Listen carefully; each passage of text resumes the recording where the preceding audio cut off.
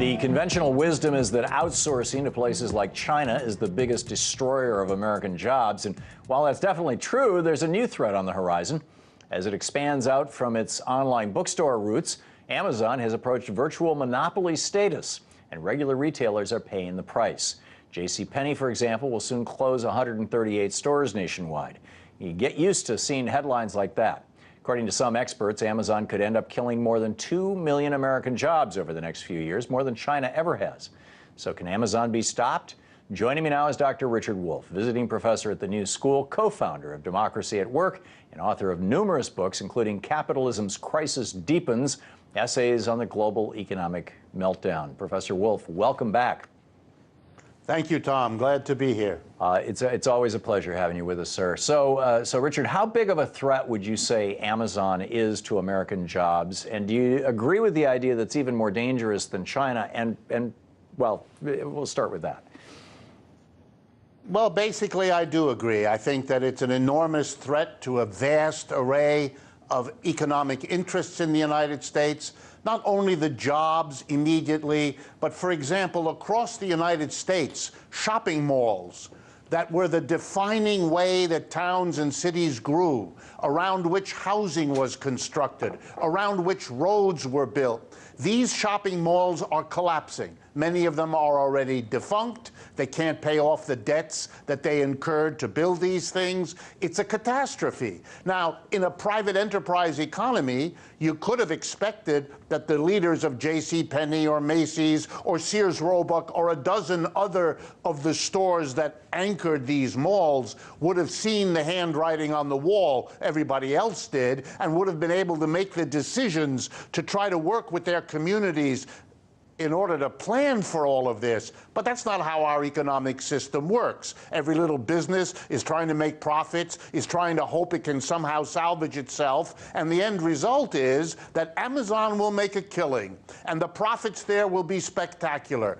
But the price we pay as a nation in our ruined cities and towns, in the lost jobs, in the facilities that are allowed to deteriorate, that is going to be a burden on this economy for years to come because this was not handled right. Well, just to be, absolutely clear about this, we're not just talking about Amazon here. This is the new golden age of monopolization. There have been more than $10 trillion in mergers just since 2008. 2015 and 2016 both saw records set for overall mergers. I mean, would we be in this situation, and it's not just in the retail sector, it's happening in numerous sectors where you've got basically every sector of the American economy has basically 2, 3, 4 big companies that basically own the whole thing, and they're blocking out small competitors. Would we be in this situation if Ronald Reagan hadn't stopped functionally enforcing the Sherman Antitrust Act in 81, 82? We'll never know. It's a perfectly good question. We'll never know what might have happened if we had enforced antitrust laws, if we had enforced the very idea that before you institute a new technology which is profitable for some, you actually have to go through a procedure to ask, what are the costs? Borne by whom? Over what period of time? Is there some justice here? There's no absolute that says we have to go from big box realtor, real estate-based shopping to the internet. There are pros and cons, but we never have that discussion. We don't have an economy that allows us to go into that. So we are living with the results of monopolization, of this kind of squeezing of the many by the few. And my guess is that the wisdom of those who wanted to have antitrust in this country is being pushed aside until we once again go through the struggle, I hope better this time than last, to say we don't want big trusts and we don't like the outcome for most of us when they are free to do what they are now so free to do. So how does all this monopolization factor into the wider problem of wealth inequality? It's classically the story. Monopolization is a way of gathering more and more profits into the hands of fewer and fewer. Literally, the word monopoly means it isn't lots of people competing, it's 1 or 2 or 3 that either don't compete at all or control the competition to maximize their profits. There's endless court cases that show this, there's endless historical studies that show this. Arm in arm together, monopoly replacing competition is a higher and higher degree of concentration of wealth.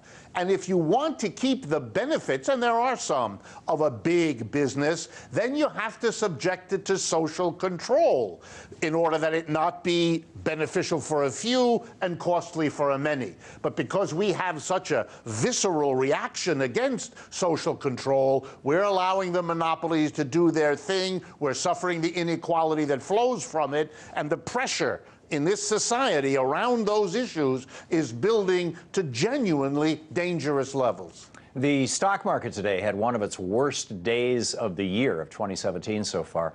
And the two sectors that were hit the hardest were banking and retail. Are the markets starting to figure out that Trump is full of it? Absolutely. You know, they hoped, the big businesses across all the industries, which is why the stock market went crazy basically since the election in November. They hoped that Trump would be able to deliver on his deregulation, cutting taxes, big stimulus to infrastructure. They saw money, money, money, money coming their way. They were gleeful. The only real question, and they knew it, was whether he could deliver on all of those glitzy promises, or whether the Democrats in opposition and a growing number of Republicans worried might be an obstacle. The reason you saw the collapse today, and it may go up and down some more, but the reason you saw the collapse today is the anxiety is mounting that the kinds of difficulties that the Obamacare repeal with Trump Care is now encountering is going to spread, and begins to suggest that you're right, Mr. Trump's promises are not going to be delivered, and in that case you want to get out of the stock market, because who knows how bad the correction from that will be. Moving on to the budget, Donald Trump's budget plan does not include any cuts to Medicare or Social Security retirement benefits, but during an appearance on Face the Nation this weekend, the president's budget director, Mick Mulvaney, hinted that the administration could soon move to cut Social Security disability benefits. Here he is. Let me ask you a question. Do you really think that Social Security disability insurance is part of what people think of when they think of Social Security? I don't think so. It's the fastest growing program. It grew tremendously under President Obama. It's a very wasteful program, and we want to try and fix that. Okay. So cutting programs that help disabled people who can't physically work seems particularly cruel. Why are Republicans so obsessed with doing this? And this is their first acts at Social Security. Why are they obsessed with destroying Social Security? Everything that they do, in my judgment, whether it's Obamacare or this attack on disability payments, is designed to enable them to deliver to their patrons the tax cuts that they promised. And that is the basis of their appeal, not just to the rich and the corporations, although mainly to them, but to the population as a whole. We're going to deliver tax cuts. And the only way they know how to do that without incurring rising deficits is to cut government spending, which they then have to portray as wasteful, as unnecessary, that you can cut the fat without people suffering. They've been selling this story for decades, and they hope that it sells again. And the only counterweight will be when people who are hurt by this, and they are in the millions, stop simply being victims, but begin to become active, together with the critics who see through this, to push against this kind of behavior. Otherwise, this is the program. Try a trial balloon, try whether you can cut this. If you can't, cut that. That's what it's about. And it's a continuing story that they think will bring them political success. Amazing. It's all about tax cuts for billionaires. Republicans hope to vote on their health care plan this Thursday. It's essentially a glorified tax cut that you just mentioned for the very, very rich. What kind of effect would that massive a tax cut for the rich have on our economy?